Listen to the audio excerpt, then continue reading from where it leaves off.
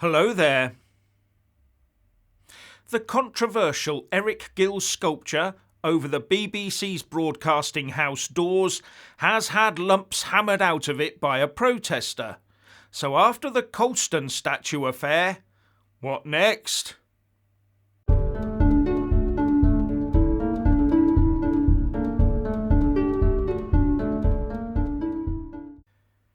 First there was the Edward Colston statue affair, but now someone's taken a lump hammer to an even more famous sculpture, inflicting quite a lot of damage to it. But after the jury decision in the case of the Edward Colston statue 4, what happens now? If you remember, 4 people were found innocent by a jury of damaging and removing the statue of Edward Colston and dumping it in Bristol docks, despite them saying they did it and there being miles of video footage covering it. Banged to rights, as it were, but found innocent by a jury of their peers.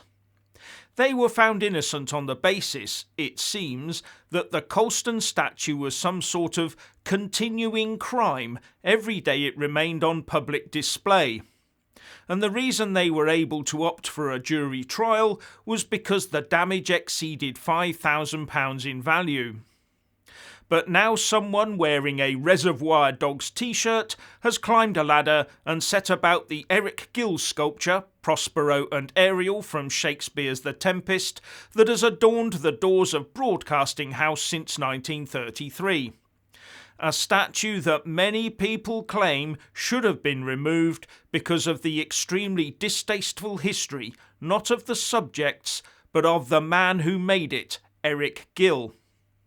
Now the police, of course, had to arrest him when the perpetrator eventually descended to street level, assisted by the police and a fire engine platform, after 4 or so hours of sledgehammering. And a police spokesperson said, "He was checked by London Ambulance Service before being arrested on suspicion of criminal damage and taken into custody.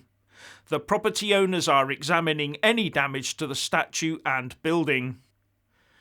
Another person was also reportedly arrested for allegedly aiding and abetting the hammer wielder. So what happens now?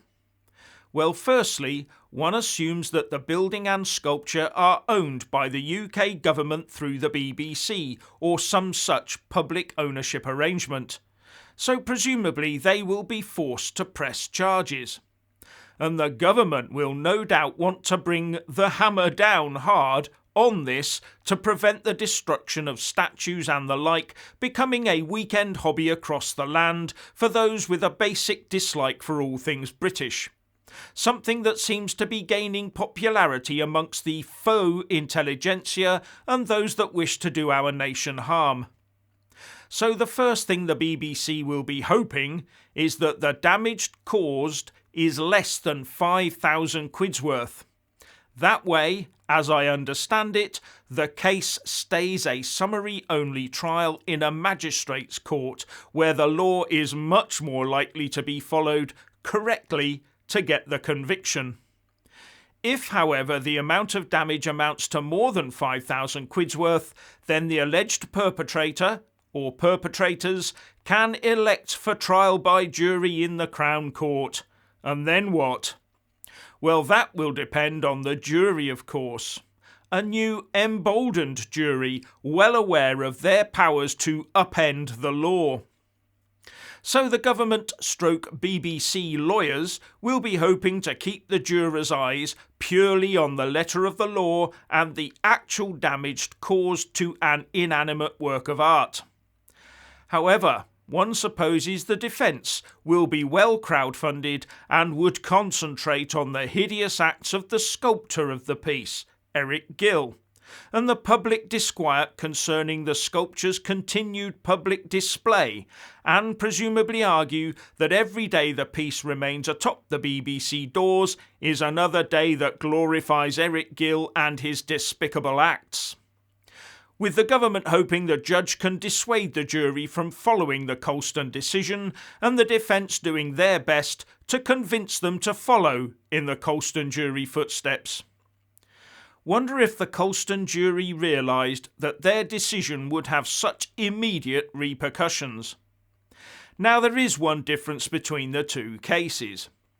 In the Colston case, his statue was not erected until 174 years after his death. So everyone involved in raising the money and commissioning the work knew full well about Colston's history. But one presumes that if everyone was aware of Eric Gill's past in the 1930s, he would have been languishing in prison, not being paid to sculpt. And when all this did come out, in the 1980s I believe, then the statue could have been taken down back then. But it wasn't, despite much public disquiet. So here we are. And last night the hammer wielder told those trying to negotiate him down that, if this happened decades ago, I wouldn't be here, would I?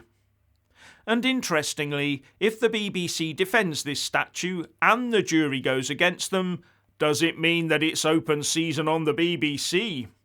Open season on a BBC that didn't exactly give those involved in the Colston statue incident and the events that led up to it a hard time, did they?